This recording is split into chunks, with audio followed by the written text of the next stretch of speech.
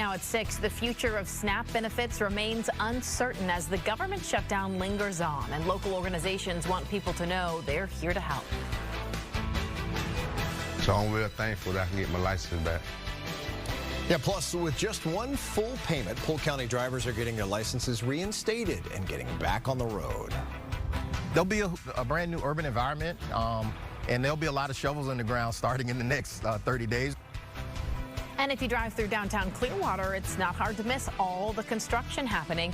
We take a look at what's being built. From Tampa Bay's #1 news station, this is the Fox 13 6 o'clock news. Good evening. Thanks for joining us here at 6. I'm Allie Corey. I'm Mark Wilson. Glad to have you. First up tonight, food lines are a-growing in Tampa Bay as federal SNAP benefits here dry up because of this government shutdown. You know, 500,000 people, 500,000 in Tampa Bay depend on SNAP to put food on their table. And Fox 13's Evan Axelbank is live at Feeding Tampa Bay now, where people have been lining up all afternoon. Evan, what's it look like there now? Well, and the people we've spoken to here are desperate for help, just trying to get by over the next couple of weeks. You can see behind me that the line is just starting to thin out here, but there are hundreds of people here, and they have a clear message for those who are supposed to be running the government. The line is long and full of reality. We don't have the finances to get groceries. Cost of living's gone way up. Groceries and stores are just unbelievable. You can release the car. Feeding Tampa Bay expected more than 1,000 people to line up the same day the federal government failed to make their usual payments for SNAP assistance. Some were without their full payment of $120, while others saw payments dwindle from $235 to $23. My grandbabies drink milk. I mean, they basically take the milk, you know, to $23. 500,000 Tampa Bay residents have SNAP benefits that are no longer being paid. Feeding Tampa Bay has a few weeks of food stocked at their warehouse at a time. But for every meal they can give out, the federal government can provide 9. If you do the math, we could need another 1 million meals a week we're trying to provide. We do not have the resources to do that, but we'll do whatever we can. 2 households. The federal government said today they'll make half of their SNAP payments after a judge ordered the Department of Agriculture to pay nearly $5 billion from a contingency account. 70% of SNAP benefits go to children, seniors, or the disabled. Congresswoman Kathy Castor sees no end to the shutdown in sight. If they would come to the table, there are pathways forward to make sure that SNAP arrives for kids and older neighbors. In just 2 days, this government shutdown could be the longest in history. And when meals are at stake, people in line for food have a clear message. Get back to work, settle your issues, reopen the government. So don't blame each other. They should both agree. I don't care if you're Democrat or if you're Republican. This should make no difference. They're supposed to be out there to help the people, and they're not doing it. And with Feeding Tampa Bay already providing 1 million meals a week to people here in Tampa Bay, the fear is that this slowdown in benefits could increase demand by another 500,000 people. Allie, the line behind me has cleared out, but there are still 2 more lines with hundreds of cars waiting in them. If they can't get to everyone today, they will have another event like this scheduled for Friday. Back to you. I'm so lucky to have that resource, but of course they could use all the help they can get as well. All right, Evan, thank you. Well, there are many people with suspended licenses today across Polk County, and for this week only, the county's putting the brakes on collection fees. Fox 13's Carla Byron explains tonight how you can take advantage of this pretty good opportunity. Yeah, I've been going on with suspended license going on like 3 years now. If everything checks out, Matthew Jones will be back behind the wheel. All thanks to the Polk County Clerk of the Circuit Court's program, Operation Greenlight. It was in collection. I had the payment plan, lost the payment plan, and I kept going through that, and they kept suspending my license. So I'm real thankful that I can get my license back. This week only, people with outstanding court fines and traffic tickets can come to the courthouse.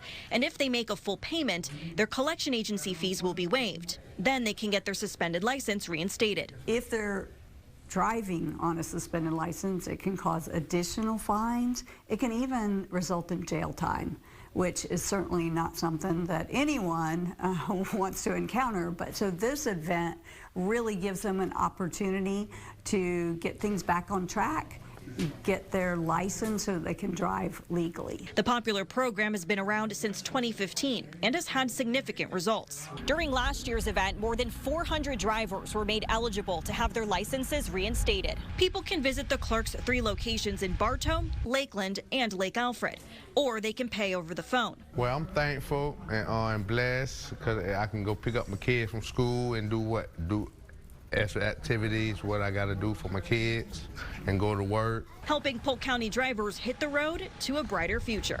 In Polk County, Carla Byron, Fox 13 News. So it's a pretty good deal. The operation runs all week long. The county does anticipate continuing this event every year as well. Meantime, tomorrow is going to be a big day for Lakeland voters as they set out to decide their next mayor. There are 4 candidates, including Caitlin Gracie Kramer, a 24-year-old bartender who is the youngest person ever to run for mayor in Lakeland. She's up against current city commissioner Sarah Roberts McCarley, Southeastern University professor Cedric Valerie, and Kay Klemko, a healthcare professional. Polls open at 7 a.m. There are a number of municipal elections happening tomorrow in Auburndale as well, in Winter Haven, and also Fort Meade. Well, talk of developing downtown Clearwater certainly isn't new, but actually seeing shovels in the ground is. Several projects are now in the works, and Fox 13's Kaylee Tracy shows us when you can expect to see some change. The city of Clearwater is definitely experiencing an urban renaissance. That renaissance is taking shape as development in downtown Clearwater. We're very excited about the future, very bullish on what that looks like. Alfred Battle, the assistant city manager, says after years of downtown revitalization talks, there will be shovels in the ground in the next 30 days for projects. Physical construction, I think, will represent a different part of change. It goes from talking about it and being policy conversations and just conversations over time where the public and the private sector have expressed an interest in seeing this great city come back to life. Projects include a 10-story hotel with an underground parking garage, retail space, and a rooftop bar overlooking the Baycare Sound and Coachman Park. That should be done in a little under 2 years. A high-rise apartment is planned for down the street on the former City Hall site. It includes 400 units, retail space, and an underground parking garage, and should be open by April of 2028. There just is, I think, a great palette of there being just this blank opportunity for the artistry of development. Crews will also make improvements to Osceola Avenue from Court to Drew Streets. That includes underground utility upgrades, new 10-foot sidewalks, improved drainage, on-street parking, and more. Construction on a nearly 400-spot public parking garage at Pierce Street and Osceola Avenue starts soon and will be done in about a year. And crews have already started building the new City Hall on South Myrtle Avenue that's set to open between August and September of 2026. Battle says the Church of Scientology, which owns and operates a significant number of properties in downtown, has started renovations on some of its buildings, and the city hopes to work with the church. It's something that we hope will benefit both parties as the development continues to happen in downtown Clearwater. Kaylee Tracy, Fox 13 News. The assistant city manager says they are also optimistic about what could come to Pinellas County government's buildings in downtown once the county relocates to the Icon Center Business Park there off Alperton Road in just a couple of years. He says there will be some disruption in the meantime, like lane shifts that have already started on parts of Osceola Avenue. Well, despite the temperatures starting to drop, there's a new spot for kids to cool off. A more than 1,200 square foot splash pad is now open at Winston Park in Hillsborough County. It's the centerpiece of this recently renovated park, which serves the Palm River Clairmel community.